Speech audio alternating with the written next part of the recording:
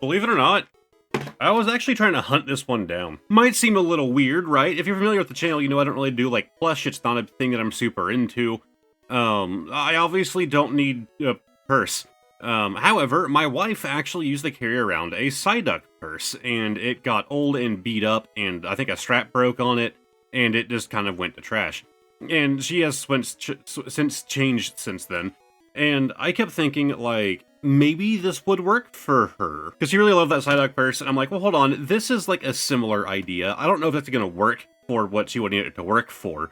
But I think that what we're going to do is we're going to take a look at it ourselves. We're going to open these packs. Then, at the end of the video, I'm going to bring her out and let her kind of see it for the first time and give her opinion on it, if she would actually use it or not. Someone who has the perspective of, you know, someone who actually carries these around. So yeah, I've actually been hunting this guy for a little while. I'll go on like the Pokemon Center and, you know, little bit of a spoiler for the Pokemon Center for you guys.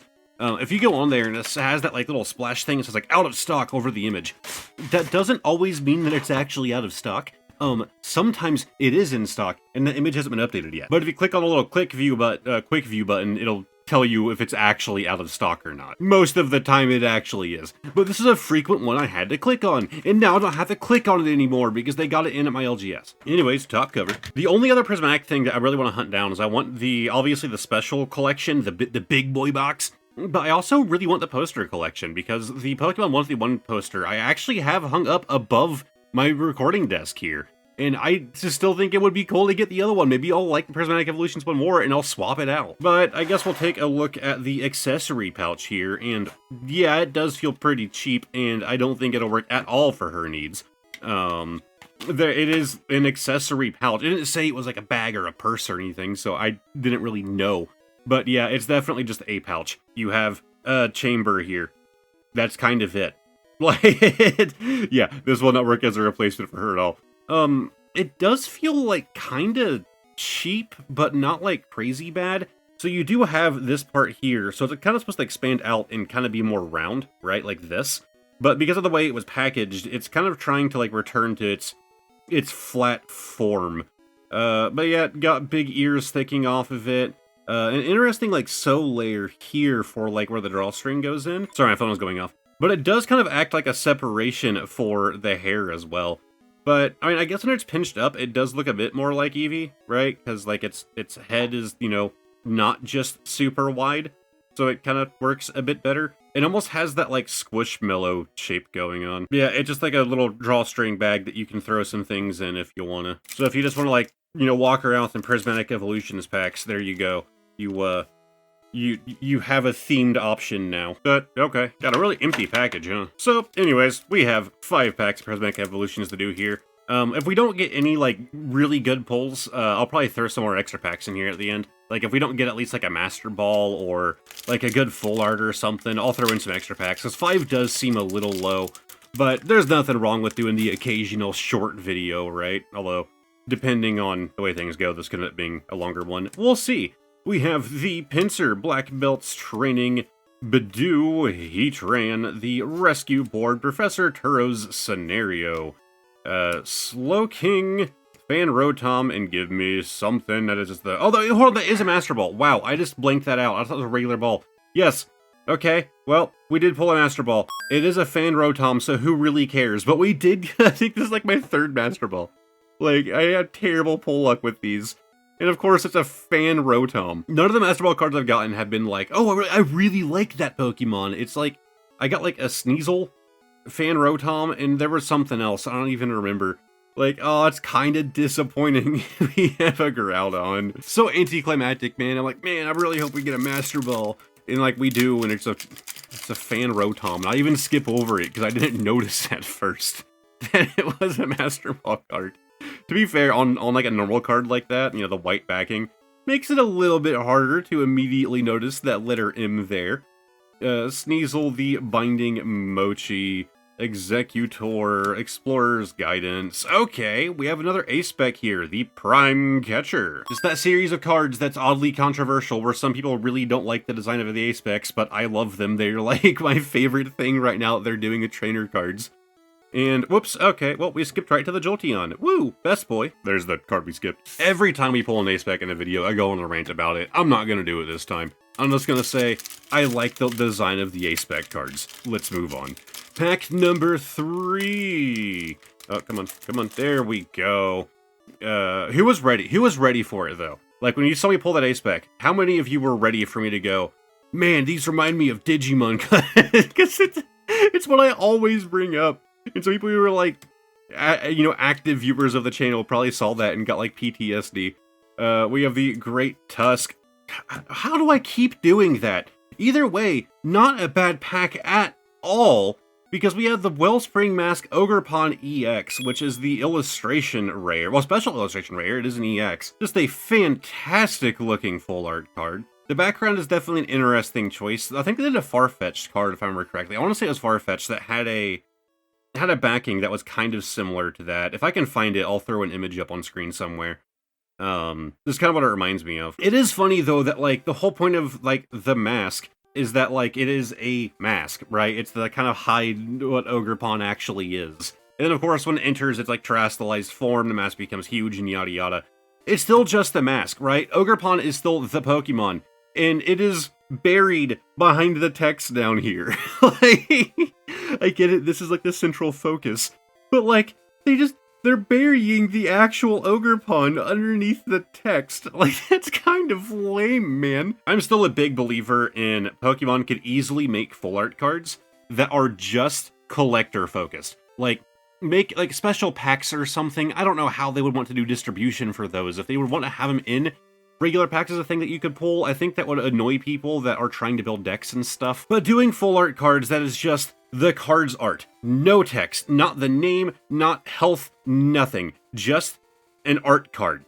Like, I'd be so down. Especially if even without holo effects. Like, I think some holo cards would look better without the holo effect. And this is one of those cards where, like, if we had none of the things going on here, just the border, like, it would look really cool. Anyways, this pack was fantastic because, as you already saw, we also pulled a Lugia EX. Like, yeah, it's a basic EX. I also think this Lugia is a reprint from a previous set. But we got 2 EXs in one pack. Come on, that's awesome. I guess I'm not throwing more cards in this video. We are not doing bad, though. That was 3 packs we've done. So we still have these 2 packs to go. Man, I am getting, like, good luck out of this. We pulled the Ace Spec, which isn't anything super crazy. We pulled a Master Ball. We pulled a Special Illustration Rare and an EX. Like, we are not doing bad.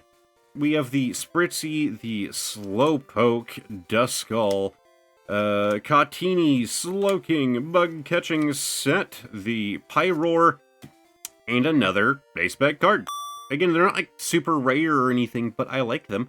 Sadly, I do already have the Sparkling Crystal, so I guess if I was building a deck, it's a good thing to have a duplicate, but, I kind of don't need it. Although I guess you actually, it doesn't, yeah, you wouldn't want duplicates of these. Ace Specs you can't run duplicates of, right? Like, I know you can't do more than one Ace Spec card in your deck. Can you do more than one of the same Ace Spec? I'm guessing no. I'm guessing you can only have one per deck. I'm not good with my, Pokemon TCG, like, actual playing knowledge. I'm very much not up to date by any means. Like, I still keep up with it a little bit, but, like, I mean, the fact that I was confusing how the Ace Specs work, you could probably get a good idea as to my knowledge of the actual gameplay. I am very much collector-focused. We have the Applin, Sneasel again, Hoot Hoot, Black Belt's Training, Bug-Catching Set. That's our last pack here. Slowking, the Buddy Buddy Palafin. Alright, give me something else in this reverse slot. We can do it, we can do it. Oh, come on. And in the rare slot? You know what? If we're including Ace Specs as pulls, which I do, we got 4 packs out of 5 had hits, and one of them had 2 hits, so we got 5 for 5. I'd say that qualifies as getting pretty good pulls, so I don't think that we need to go in with more packs. Alright, so before we move on to the bonus card of the day, let me go grab my wife. Alright, my chair has been taken. Like I kind of told her already that it's not really a good purse replacement, but bam. Oh, okay, it's not even in frame at all. Like, you threw it and didn't even land in frame. Oh yeah, that doesn't feel... Right? I was thinking the same thing. It felt kind of cheap. Like, it does... It feels off-brand, if that makes sense. Super ironic. It looks Pokemon. Like, you can tell it is Pokemon because of the design. There's nothing off about the design, but... But if I told you I got that off of AliExpress, you'd believe me. Yes, probably.